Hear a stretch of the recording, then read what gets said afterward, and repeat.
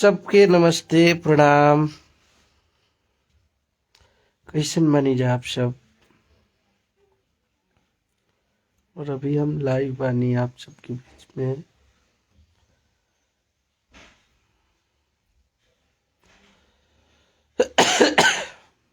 जुड़ जाए जा सब लोग और आप सबसे बतियावे खातिर लाइव बनी है। आप सबके पता भी बा कि हमने के नेपाल रनी जा और जौन भइल उ सब आप सबके पता बा। ये पे भी लोग कुछ लोग अपन अपन प्रतिक्रिया देता है उल्टा पुल्टा। अब ये सब ना होके के चाहिए, हमारे लिए गर्व की बात है।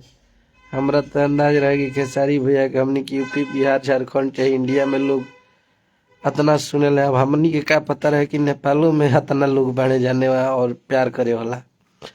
तो ये मोहब्बत था और ये मोहब्बत के आप सब ऐसे ही बनौले रह जा। आइए शुभम बाबा। हाँ, तो ऐसे हमनी के ये अंदाजा चलल कि हम लोगों को ये वहम था कि हमनी के इंडिया के लोग सुने ले। तो आज नेपाल में हमनी के जाके देखनी जा कि खेसारी भैया के फैन ओइजा भी बहुत तगड़ा बड़े और बहुत ज्यादा प्यार करे वाला लोग बड़े।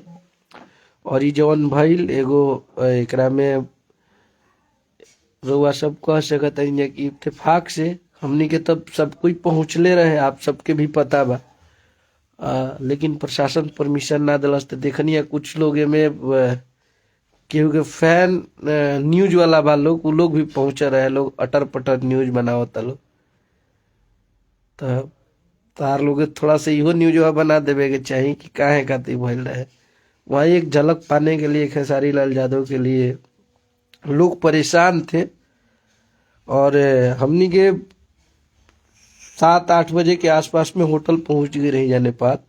और वहाँ की प्रशासन हम लोगों को नहीं जाने दिया। एक्चुअली क्या था कि जो आयोजक था वो चीटिंग किया था, तो ओकर परमिशन रद्द कर दिया गया रहे। नेपाल में एक दिन पहले ही लॉकडाउन लग गई रहे। तो ये वजह से वजह के प्रशासन हमनी के मंच तक ना जा दिले। और बाकी हमनी की जो टीम सजीना रहे वो एक दिन पहले ही रात के पहुंचल रहे।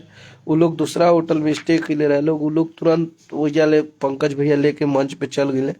तब तक हम लोग निकलने ही वाले थे, तब तक प्रशासन ने रोका। और बाकी जो सिंगर थे बिक्की बबुआ जी वो लोग अपना गा रहे थे, माही मनीषा जी सब लोग मैनेज किए थे कि खेसारी भैया तब तक आते तब तक हम लोग गाएंगे। तो इसमें कोई चूतिया किस्म का इंसान है, वो लोग बोल रहा था कि प्रोग्राम ये बोलन। तो जेकरा यहू में अगर अपने आप के न्यूज में हिट करे के बता चला लो लोग। और ये अब लाइव आके हम आप सबके जानकारी ये से दे रहल बनी कि हमनी के प्रत्यक्ष बानी जा और हमनी के केहू से गिला शिकवा नहीं खे। हाँ, आप लोगों के दुआ और आशीर्वाद से बस हमारी गाड़ियों को क्षति पहुंची है। लोग सब लोग सही सलामत और सुरक्षित है। थोड़ा बहुत चोटें आई हैं सबको, तो सही हो जाएगा। लेकिन एमे मजा लेला के जरूरत नहीं कि तू लोग खातिर दर्द के बात बा कि खेसारी लाल यादव को देश में नहीं विदेशों में भी इतना मोहब्बत और प्यार मिलता है। तो तू लोग टेंशन ही आ जालो, एमे खुशी मत जाहिर कर लो। तो ये हमारे लिए गर्व की बात है कि नेपाल की पब्लिक भी खेसारी भैया को देखने के लिए इतनी उतावली थी। उनके नहीं जाने पे इतना हंगामा हो गया। तो ये हमारे लिए तो, और उस भोली भाली पब्लिक का क्या कसूर है। हम लोग को पता भी नहीं था कि वहाँ पे टिकट शो है। ऑर्गेनाइजर वहाँ ये सब होने के बाद पता चला कि वहाँ टिकट भी लोग काटे हैं, बट वो टिकट शो का नहीं था, वो टिकट मेला सर्कस लगा था उसमें, तो उसका वो लोग काटे थे। और वो जो लोग गए थे उन लोगों को प्रोग्राम भी देखना था वहाँ पे। खैर कोई बात नहीं, आप सबका प्यार और आप सबका मोहब्बत जब तक रहेगा केहू के कुछ ना भी, हमनी के ऐसे ही लहरौले रह जाए और अकेले काफी बनी जाए। तो आप सब केहू के बरगलौला में केहू के काला में नहीं ख्याल कि आप लोग हिट मशीन को प्यार करने वाले हैं। आप लोग ऐसे ही आशीर्वाद प्यार बनाए रखिए। और तबीयत सबके बहुत ज़्यादा खराब हो गई बा, तो ये वजह से थोड़ा सा आप सबसे हमनी के दूर बा सब। सब कोई सही सलामत आ गई बा इंडिया अपना देश में। और आप सबके एगो गुड न्यूज ही देवे के बाकी होली के पहला गाना कल आदिशक्ति से आवा था, और एक आध दिन में आप सबके हमार भी लिखल गाना अन्नपूर्णा फिल्म से ये साल के तगड़ा होली सुने के मिली आप सबके हमारा स्टाइल में। तो सब भुला के अपना काम पे ध्यान देवे के बाद गाना बजाना पे, और आप लोग का मोहब्बत रहेगा तो ऐसे ही हम लोगों को कोई कुछ नहीं कर सकता है। आप सबका प्यार चलता रहे, आप सबों का प्यार का सैलाब सैलाब बहता रहे खेसारी भैया पे, कुछ नहीं हो सकता है उनको। तो प्यार आशीर्वाद बनाए रखिए ऐसे ही। और दिल से धन्यवाद वहाँ के प्रशासन को और वहाँ के लोगों को भी, जिन लोगों ने हम लोगों के लिए बहुत कुछ किया। और ये रियलाइज हुआ पहला बार जाके वहाँ पे, ये खेसारी लाल यादव की यूपी बिहार ना पूरा देश विदेश तक इतना प्यार करेला, और इतना एक्साइटेड वो लोग थे कि खेसारी लाल यादव को देखेंगे। और जो प्यार करता है वो गुस्सा भी दिखाता है, उन लोगों का गुस्सा का सम्मान है, कदर करते हैं हम लोग।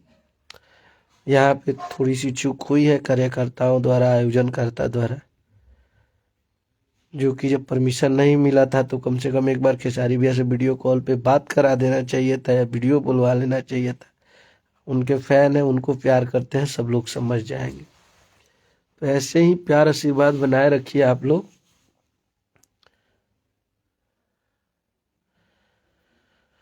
और आप सब ऐसे ही 84 लाख। अरे भाई हमारे पवन भैया, वाह वाह वाह। हाँ हाँ, पवन बाबा भी पहुंचे थे। तो लव यू आप सबों को। आप सब ऐसे ही आशीर्वाद प्यार बनाए रखिए। होली के गाने रिलीज हो रहे हैं तो आप लोग सुनिए और एंजॉय कीजिए। सब सही है। जय माता दी, हर हर महादेव। गर्दा करते रहिए ऐसे ही। आप लोग हिट मशीन के फैन है। उखाड़ फेंकिए इस बार होली में। आवत नहीं जब बारूद छोड़ा दे जाब की पारी। ऐसे ही आशीर्वाद प्यार देते रही। और बहुत मजा आयल कि लोग के और टेंशन के तू लोग न्यूज देखा के कुछ सुपरस्टार के न्यूज वाले भी वहां पे गए थे, जो खेसारी भैया को जबरदस्ती पब्लिकों से गलती बोलवा रहे, लेकिन वो लोग तो प्यार करने वाले लोग थे, वो लोग सच्चाई बोलते गए, फिर भी कुछ नहीं हो पाया। तब की पर अगला शो में तू लोग पहुँचल, तू लोग के स्वागत हम करो बहुत अच्छा से। ठीक बा, चलिए आप लोग का मोहब्बत और प्यार मिलता रहे ऐसे ही। जय माता दी, हर हर महादेव। जय हो मैया पुंगाड़ी वाली।